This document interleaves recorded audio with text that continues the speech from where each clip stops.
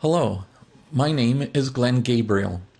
Thank you for taking the time to watch this video, Advanced Transformation from Ordinary Text to Extraordinary Text. My wife, Sasha, and I are both published authors. I design the covers for our short stories, novels, and epic novels. I've owned and operated a website design company for 5 years and personally designed over 1,500 websites, consisting of thousands of images with text added to their graphics at the request of the majority of my clients. Over the years, I've been asked hundreds of times how I transform ordinary-looking text into such extraordinary text. That is what this video is about. This is the second video in the transformation of ordinary text to extraordinary text. If you have not watched the first video, please find the first video by visiting YouTube. Then search for Glenn's How-To Videos, no spacing between the words, and then play the video titled Adding Texture and Proportional Shadows to Text. It's important that you watch that first video, for it contains a segment on proportional shadows which are added beneath text. The video you're watching now does not include that segment. Once you've watched that video, please continue here. In this video, we're going to create the two images that you see on screen now. The upper image consists of a base text layer and 3 clipping masks. The lower image, which will be a fictitious brochure cover for an architectural company, the word architecture consists of a base text layer and 2 clipping masks. And now, let's get started. Okay, let's get started here. What we're going to do is work on the text that's murder that has the knife running through it.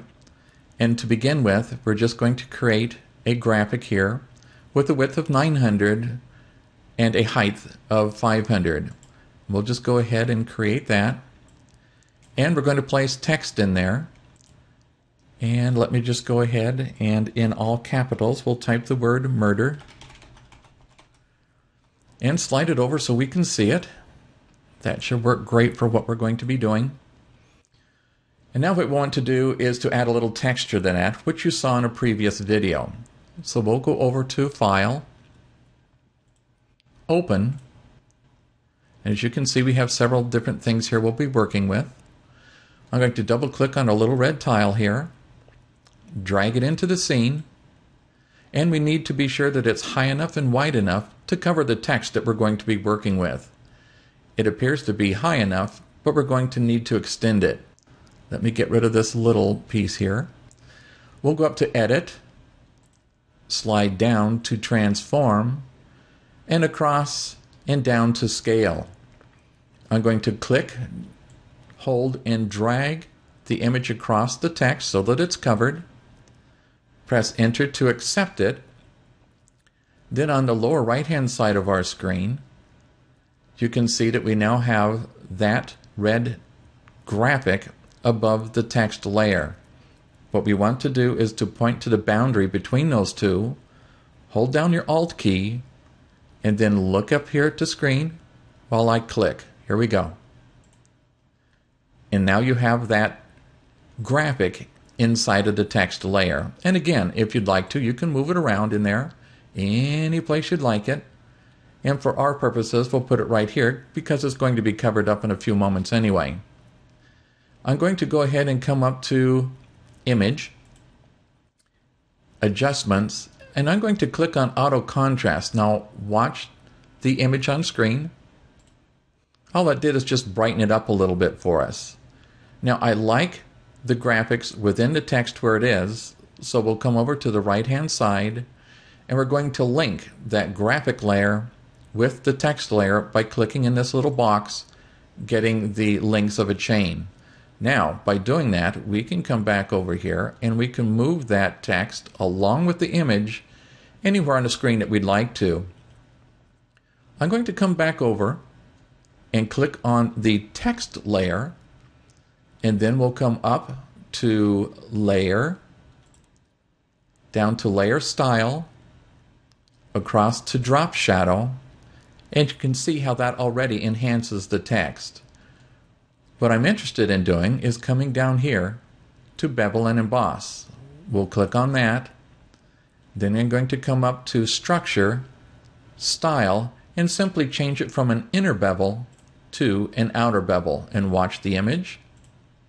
And there we go. And that's going to be fine for our purposes. I'll click OK to accept that. Now I'm going to come over to the right-hand side because we're on the text layer. Anything else we add to our scene is going to be immediately above wherever we are now. That would put it between the text and this graphic layer, and we don't want that. So we need to click at the top layer, which is on this graphics layer. Now we'll add the knife. So let's come all the way up to the upper left and do File, Open, and now we'll bring in the knife. I'll double click, drag the knife into the scene, and X out of this one so it's out of our way. What I want to do is to rotate the knife so it will fit within the lettering of the word murder. So we need to come up to Edit, down to Transform, and here I'm going to come down and flip it horizontally to start with because I want it facing the other direction. And then we'll come up to Edit, down to Transform, and now let's rotate it. I'm going to click Hold and drag, spin it into a horizontal position, more or less, and we'll slide it up here. And what I'd like to do is to have both the tail end of the knife and the point extend beyond the word murder. So we need to go back up to Edit, go down into Transform, and now we're going to transform its scale. I'm going to come down here, click Hold, and add Shift, and then drag so we can keep it proportional. And that's not too bad right in here. I think I like that, so we'll leave it right there. I'm going to press Enter to accept it. And while we're here, the knife's a little dull, so we're going to go up to Image, come down to Adjustments, and I'm going to come down to Brightness and Contrast. Now watch the knife while I slide the contrast slider to the right. Watch the knife. See how that's changing? Of course, we don't want to overdo it, so we'll come back to the starting point and maybe bring it up somewhere around a positive 24. Watch the image. That's before, and now, after. Just makes it look a little nicer. Also, I think at this point, we'll come up here to Filter and add an unsharp mask to this. So we'll come down to Sharpen, across to Unsharp Mask and click. And actually that looks pretty good where it is, so we'll just go ahead and accept that. The problem we have now, though, is positioning of the knife. I'm going to go ahead and, since we're on that layer, I'm going to hit the down arrow a couple of times just to position it down a little bit within the text, probably in here somewhere. And then I'm going to go over to the layer for murder, the text layer, and click, because we need to extend it down below the knife. So now let's go back up to Edit, down to Transform, across to Scale, and I'm going to click Hold and drag it down, and we can extend that text. Right there looks pretty good for our purposes, so I'll press Enter to accept it. Actually, right now that's a pretty good looking image, and you could simply leave that with the knife over the word murder. Also, let's go back over to the right hand side of the screen. I'm going to click on that knife, and just for the heck of it, I'm going to click Hold and drag it down and position it below the text. And let's see what that looks like. That's not a bad image either. And of course, you can accept that. Just two different looks. But what we want to do is to make the knife look like it's woven through the text. So I'm going to click and hold that knife, bring it back up to the very top layer, If I can get it to go back up to the top layer. There we go. And what we want to do is to take that knife and put it within the text. So again, we point to the boundary between the knife and the layer below it, which happens to be the red tile image. Hold down our Alt key and watch the image when I click. We've now added the knife image on top of the red tile image within the word murder. Now right now you couldn't tell that that was a knife, but here's where the trick comes in. Over here on the right, I'm going to right click on the knife, duplicate that layer. We don't need to call it anything, we'll just accept it as it is. Now I'm going to click on that layer and hold down, and I'm going to pull it down until it's just beneath the text layer. Now watch the image when I release. Watch. That is how you get the knife to look like it's woven in and out of the letters on the word murder. That looks pretty good, and I think the only thing to do now, let's go down to background. And just to make things stand out a little bit, we'll go over here and fill that background layer with black. And we'll come over and flatten the entire image, like so. And we might as well just go ahead and crop it so that if we wanted to, we could use it, let's say on a book cover or something else. So we'll click, hold, and drag across that to position it. That looks good. I'll double click within it, and there is our text pretty much ready to go. The only other thing I would do here is to come up once again to filter, down to sharpen, and across and add an unsharp mask. That looks pretty good. We'll accept that. And right there is how you do an advanced ordinary text to extraordinary text. Next, we'll be looking at how to do the architectural image. In this segment, we're going to create a fictional brochure for an architectural firm. To start off with, we're going to create an image of 1024 pixels wide by 768 pixels in height. I'll go ahead and click OK to accept that. And here's the image size we're going to work with. Into this, we need to come up to File, go to Open, and we're going to drag in this image of a castle. It's a pretty good size. We'll position it here, then click, hold, and drag it into the scene. Get rid of it, just so that it won't confuse us here. And since it's so large, we're going to need to go down and change its scale. So we'll go up here to Edit, down to Transform, across to Scale, and then I'm going to click, hold, add Shift, and then drag so we can keep it proportional. I'll release everything, and click, hold, and drag it back up here. Position at the top.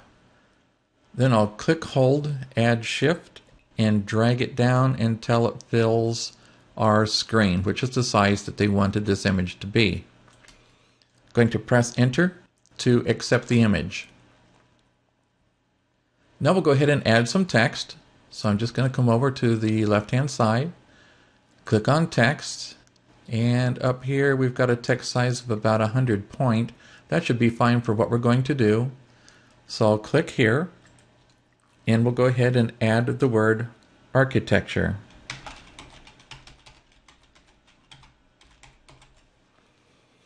And we'll go ahead and click the Move tool and move it over to where we feel it will look good. Probably somewhere in here, and I do want it very close to the top. But we want it extended down some. We want to pull the text down. So we're going to go back over into Edit, down to Transform, back to Scale. Then I'm going to click the center item, hold down, and then pull. And we're going to pull it all the way down to here. That looks pretty good. So I'll go ahead and press Enter to accept that. Now we're going to place bricks inside of that text. So we're going to go back up to File, Open. I'll double click a bricks image, and this thing is huge. It's really huge. So I'll just drag it over a little bit and then drag it into the scene. We'll click on the image and get rid of it so that it's not in our way. And then what we're going to need to do is to rescale this because it is just a tremendous size. We'll go back to Edit, down to Transform, into Scale, and again we'll just go ahead and rescale this until it will fit over the word architecture. Should be getting pretty close here. That's not too bad. We'll bring it down a little more. It needs to be high enough to cover the letters, and it needs to be wide enough to cover the word. That looks pretty good, so I'm just going to bring it up here. But the bricks are too large for this, so I'm going to come down to the bottom of the image, click Hold, and drag up so that we can kind of foreshorten this and just make the bricks a little bit smaller. And we'll put it in there so that it will cover our image. Going to press Enter to accept that. I'll then go back up to Image, down to Adjustments, and I'm going to come over to Auto Contrast to add a little more contrast to the bricks. Watch the image. It just added a little bit to it. Alright, now what we want to do is to put those bricks inside of the word architecture. So we'll come over to the bottom right hand side of our screen here, and we're going to position our mouse on the border between the graphics image and the word architecture, the text. Pointing to that border, I'm going to add the Alt key, then watch back up here at the screen when I click. Watch. And there you go. We now have bricks inside the word architecture. What I want to do now is to enhance that a little bit, so I'm going to come back down to the bottom right of the screen, click on the text layer, then we'll go sliding back up to Layer, down to Layer Style, across to Drop Shadow, and right there you can see how it's enhanced the text. But what we really want to do is to come down here, and I'm going to click on Bevel and Emboss and watch the image. See how it jumped there? What I want to do now is to come up here and change the structure of the style, and I'm just going to change it from an inner bevel to an outer bevel. Watch the image. See how that changed? That's all I really want to do, other than perhaps changing the size of the bevel. Watch the image as I move the slider to the right. See how that increases? In fact, it increases to the point that it fades out. I want to drop that back probably somewhere to around a 3. That looks good for our purposes. So I'm going to go ahead and click OK to accept that. And now, since we're still on the text layer over here on the right hand side, I don't want to be there, because what we do now, anything that we add to the scene is going to be added one layer above whatever selected. With the text layer selected, we'd be adding something else in between these two, which will take this clipping mask out. So we want to go back onto our upper layer, which just happens to be our text or graphics image of the bricks. And now what we want to do is to put something else inside the text. So we're going to come back up to File, Open, and we're going to bring back in that image of the castle. And I double click that. There it is. Now, what I'm going to do with this is to get rid of the sky. We don't want this background in there. Now, different versions of Photoshop have different ways of doing that, different methods of doing that. Some are very good, some aren't so good. I'm going to show you a different technique to do this. And I'm going to slide back over to the left-hand side of the screen and select the lasso tool. We'll come back down into the image, and I come down here, click Hold, and then I'm just going to drag it around here. As you can see, I'm not being careful at all, leaving a little bit of the background in here. Doesn't have to be much, just a little bit, so I keep it fairly close. Doing it very quickly. That looks weird. We'll come back up over here. Down, I'm just going to slide across and then let go. Now you can see what they call the dancing ants around our selection. I want all the sky and things out beyond that. So what we need to do is to invert our selection. So we'll come back up here and we'll do select, inverse, and now I don't know if you can see it, but we've got our dancing ants all the way around this and to this this section, but we no longer have the castle selected. We have everything other than that. Now here's something that's important should you use this method. Right now, if I hit the delete key, this is what you get. It's taken out what we wanted, but it's left a white background, which we do not want. So I'm going to hit Control, Alt, and Z to get rid of that. And look down at the bottom right of your image here. Right now, this is the background layer. A background layer being locked like it is, when you delete, it's going to give you that white background. What we need to do is to change this to a regular layer. So I'm going to double click. Then we'll come over here because it's saying you want it to be a new layer. You can call it anything you want. I'm just going to click OK to select that name. And if you look over here, it's no longer a background layer. It's just an ordinary layer. So now, if we come back over here and I hit the delete key, look what happens. Now everything's deleted and it leaves it transparent, which is what we want. I'm going to go ahead and click my mouse to get rid of the dancing ants here.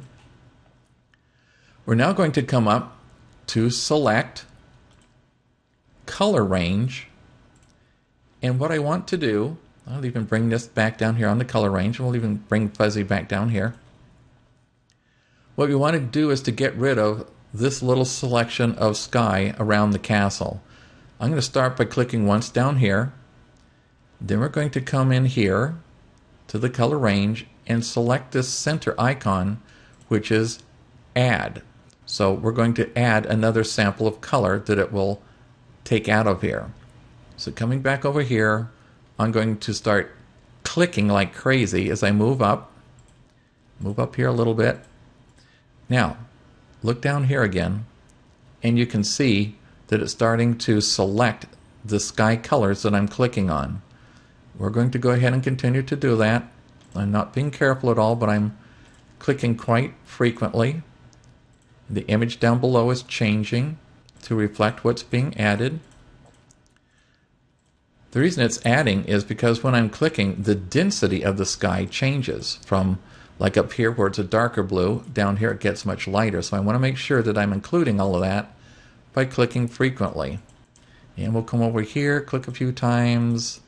Like I say, extracting the background is a much better way to do it, but some versions don't have a very good method of doing that. This is simply another way to do that. Okay, now looking back down here to the color range, you can see that it's pretty much highlighted this. I'm going to take our fuzziness slider, slide it to the right a ways until the castle comes in. See it's starting to show up down there? We don't want that, so we're going to back out until it disappears. Going to come up here and select OK. And now I'm going to hit the delete key and watch your image. And there you go, we've taken out the background. I'm going to go ahead and click to get rid of the dancing ants. And I'm going to slide this left-hand side of the image over a bit so we can see what's behind it. Then going to come up here to the Move tool. Back into our new image without the background. Click, hold, and drag it onto our main scene. And I'll get rid of that one that we just did so it doesn't get in our way. Now, as you can see, we have a duplicate of the castle, but we don't have the sky in there. We're going to take this and put it inside of the text. To keep us from getting confusing, we're going to go back down to the bottom right here, and we'll get rid of this background layer of our image. We'll take that out, and then let's delete this background, which is the white. We'll just go up and say delete, and yes. And now what we have up here at the top is our new image that we can move around and place into the word architecture. It's very large at the moment, so the first thing I want to do is to rescale it. So we'll come up to the upper left and edit, move down to transform, across to scale, and we'll just slide it down a little bit to start with. Move it over, and that will probably be good to start with now. What I'm going to do is to press enter to select that just for now, and we're going to get it into the text before we go any further. So we need to move over to the right hand side of the screen, point our cursor to the graphic that we want dropped into the text. So we point to that border. I'm going to hold the Alt key down and watch the image up there. Watch, here we go when I click. And what we've done is to now add, if you look back down over here, we've taken that graphics image of the castle and put in a clipping mask which drops it down and places it on top of the bricks. So now we can come back over here and we can move that image around inside of the text anywhere we like. See how that works? Isn't that great?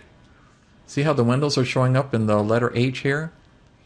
And so now we can come in and put in as much or as little of the castle into the graphics as we like. So I'm going to come back up here to edit, come down to transform, and hit scale just for the heck of it here. And let's rescale this some. I'm just going to bring it up to maybe both sides, more or less. And then let's move it around and see what we get here. And of course, this is where you would move it around for quite a while, trying to find something that you like. You can also get it into position and foreshorten it by bringing this up. I'm going to bring this in a little bit more on this side. Maybe even out on this side. Move it around just a bit. And up here, all I'm doing, just because I'm strange, I'm looking at the eye up here and just trying to get maybe a little something inside of it. There's a tower. That might be kind of interesting up there. I'll foreshorten this so we can get more into H's and things. And I think for right now, this will probably do. I just wanted to show you how this worked. And again, you can move this around. You can stretch it out to literally anything that you'd like to it. Drop this in maybe just a little bit more. Reposition this back. All I'm doing here is trying to get just a little something in the eye up here. And right there is perhaps where you'd like to put it. We're just going to go ahead and press enter to accept it for this demonstration. Since we are on that graphics layer, I'm going to go up to filter, unsharp mask it just to bring it up, make it a little bit sharper here. And now we'll go down to the bottom right of our screen and add in our background. And when we do, there is your finished image for the architectural brochure. Before we end this video, let's take a look at just a couple other examples. This image is of Sasha's avatar within an online environment known as Second Life. We visit many places in Second Life, then take photos that we use either as backgrounds within other images or as seen here as the cover for a murder mystery novel. There are thousands of places where you can find images to use. My favorite place is Flickr.com.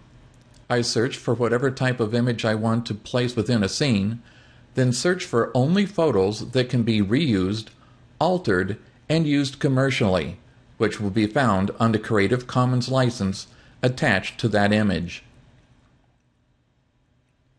Book covers do not have to be complex and filled with objects. Sometimes just the title, an object, and the author's name is all you need, as seen here. This video was intended to show you how to create the title for this particular book, Murder, and have the knife woven through the letters.